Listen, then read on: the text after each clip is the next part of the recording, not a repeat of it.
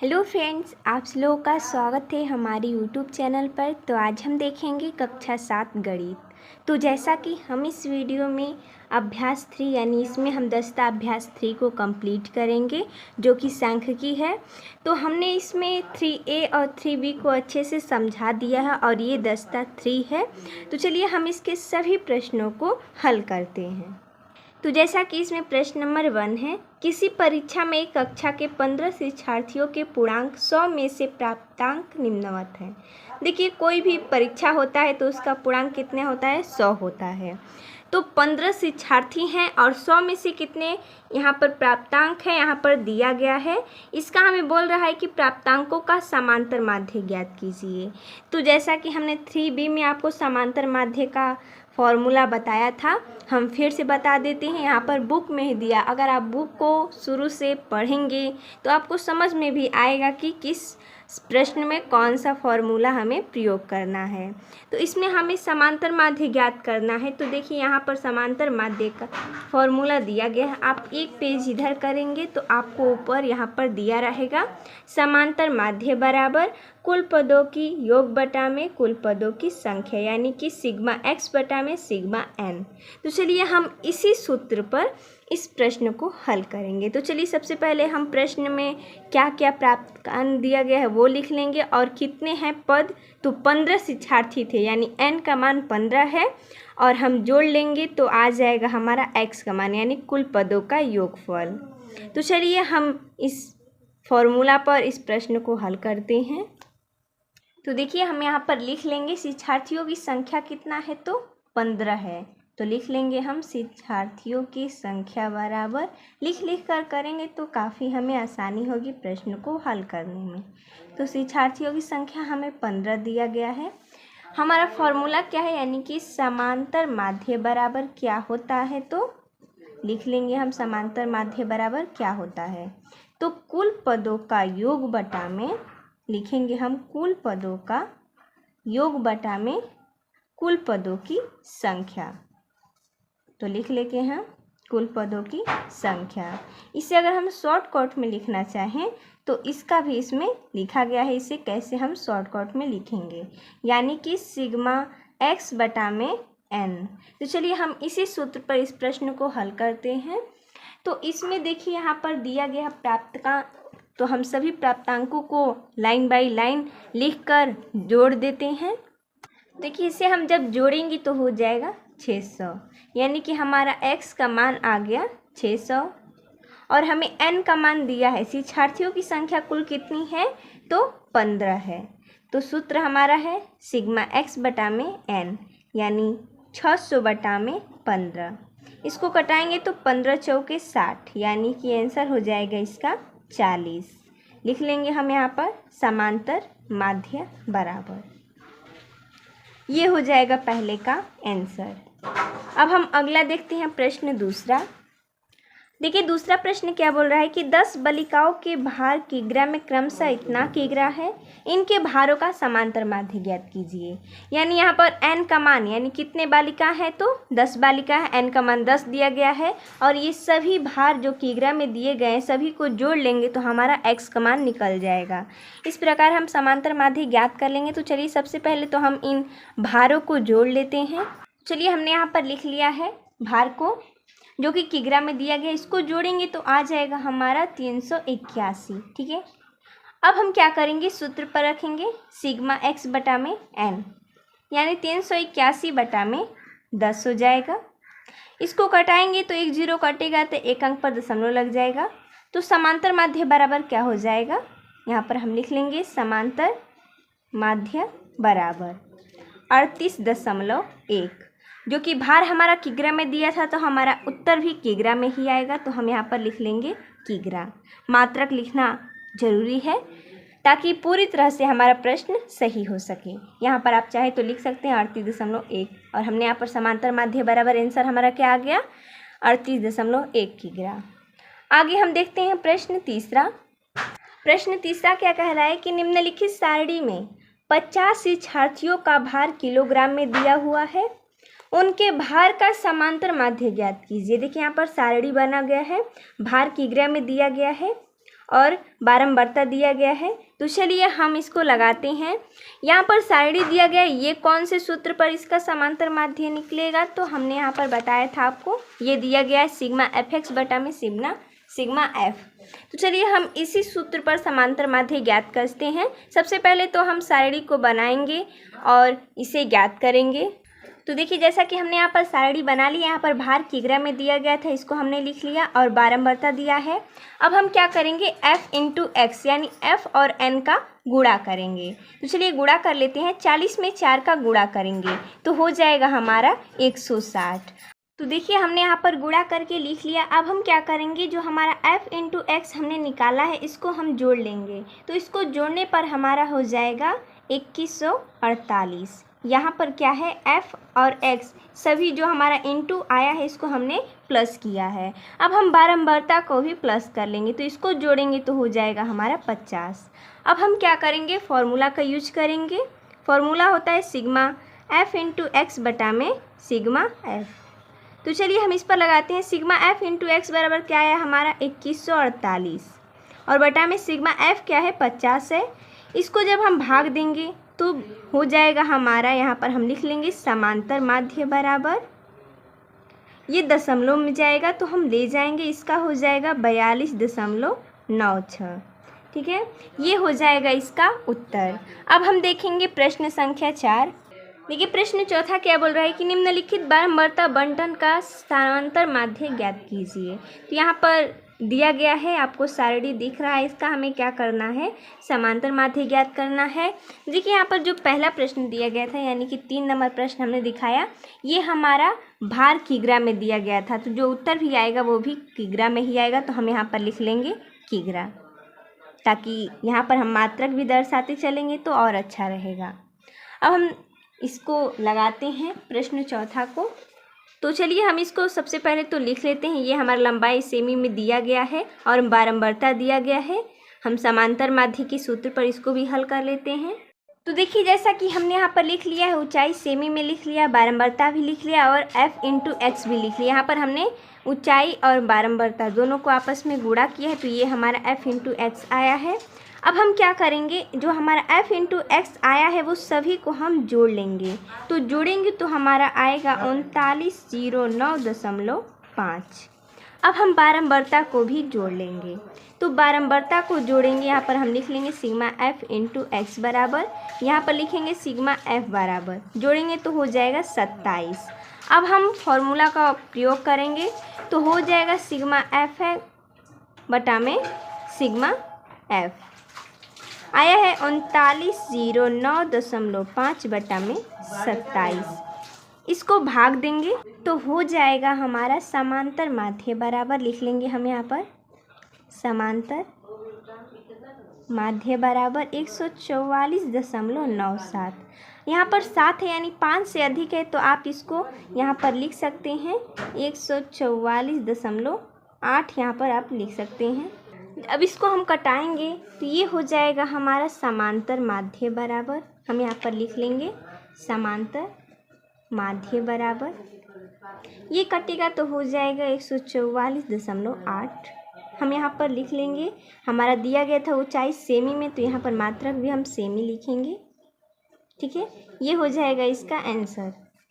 चलिए अगला प्रश्न देखते हैं। 5 नंबर दिया गया है इसमें कि नीचे दी गई तालिका में किसी क्षेत्र के एक वर्ष में विभिन्न खदानों में उत्पादन के आंकड़े दिए गए हैं, आंकड़ों का पाई ग्राफ निरूपित कीजिए। तो यहाँ पर अनाज है, मक्का, मटर, चना, गेहूँ, धान, अनाज और दाल है, और यहाँ पर उत्पादन दिया गया है जो कि लाख टन में है, 4 lakh ton, 4 lakh ton, 6 lakh ton, 10 lakh ton और 12 लाख टन।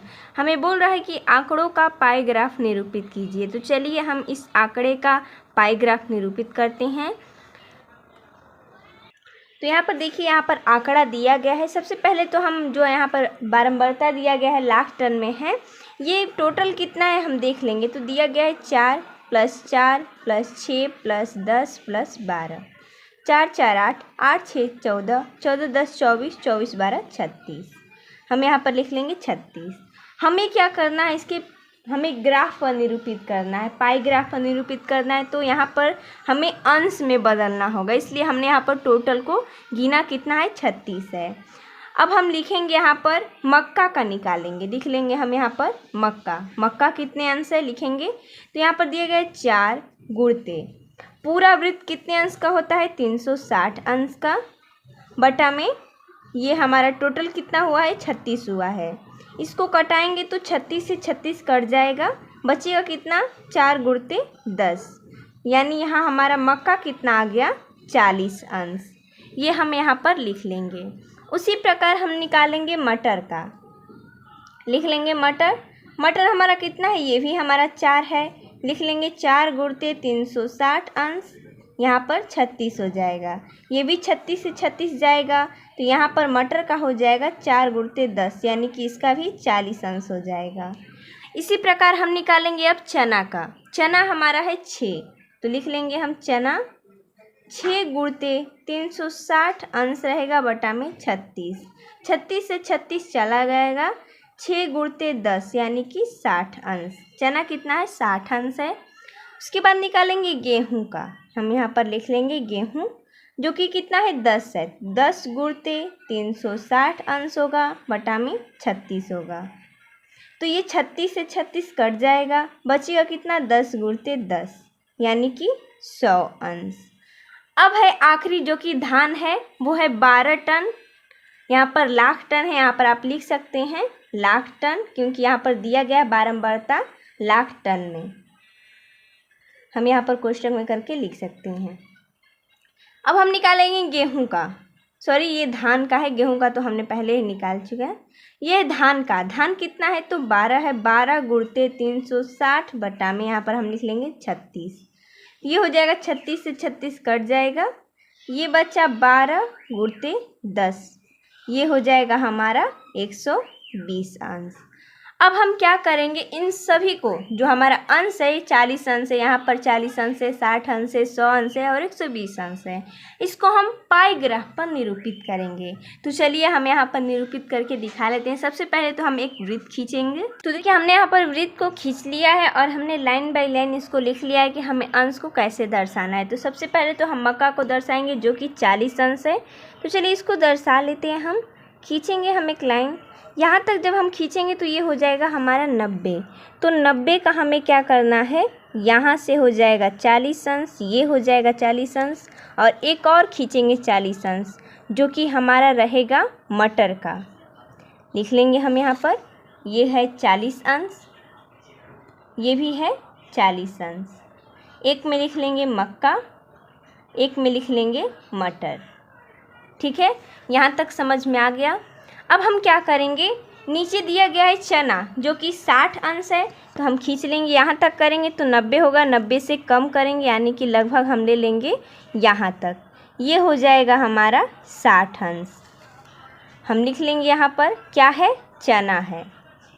अब हम देखेंगे यहाँ पर दिया गया है गेहूँ जो कि 100 अंश है, यहाँ तक आप जब लेंगे तो ये हो जाएगा 90 अंश, ये 40 40 80 यानी कि ये हो जाएगा 100 अंश।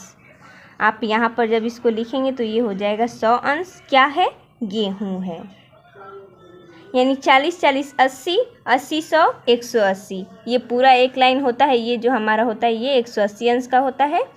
और यहाँ पर हमें दर्शाना है 120 अंश, तो ये पूरा जितना बचा है वो 120 अंश है, 120 और 60 180 हो जाएगा, ये धान है। ऐसे हम खींच लेंगे इसका पाई ग्राफ। अगला हम प्रश्न देखते हैं 6 नंबर। देखिए प्रश्न 6 क्या बोल रहा है कि रविवार के दिन किसी बेकरी की दुकान में हुई विभिन्न वस्तुओं की बिक्री रुपयों में नीचे दी गई है। यहाँ पर दिया गया है ब्रेड 320, मीठा बिस्कुट 120, नमकीन बिस्कुट 160, पेस्ट्री 80, अन्य 40। बोला है कि त्रिज्यीय खंडों के केंद्रीय कोण ज्ञात करके सारणी बनाइए और इस सारणी का प्रयोग करके यहाँ पर दिया गया है कि एक पाई चार्ट खींचिए। तो चलिए हम खींचते हैं। तो देखिए इसमें जो हमारा दिया गया है ब्रेड का, मीठा बिस्कुट का, नमकीन बिस्कुट का, पेस्ट्री का और अन्य का, सबसे पहले हम इसको जोड़ लेंगे। उसके बाद क्या करेंगे, 360 में क्या करेंगे हम, जो हमारा एक वृत्त 360 अंश का होता है इसको हम क्या करेंगे, अंश में चेंज करेंगे। उसके बाद हम पाई ग्राफ में निरूपित करेंगे। तो चलिए सबसे पहले इसको हम अंश में बदलते हैं। तो देखिए हमने यहाँ पर सभी को जोड़ लिया है, हो गया हमारा 720। अब हम क्या करेंगे, लिखेंगे सबसे पहले पहला जो कि हमारा ब्रेड है 320। लिख लेंगे हम यहाँ पर ब्रेड 320 गुणते एक वृत्त कितने अंश का होता है 360 का और 720। इसको हम कटाएंगे तो 0 से 0 कट जाएगा, बचेगा क्या 320 गुणते 36 बटा में 72। ये 36 दूना के 72 होता है। हुआ क्या 320 बटा में 2।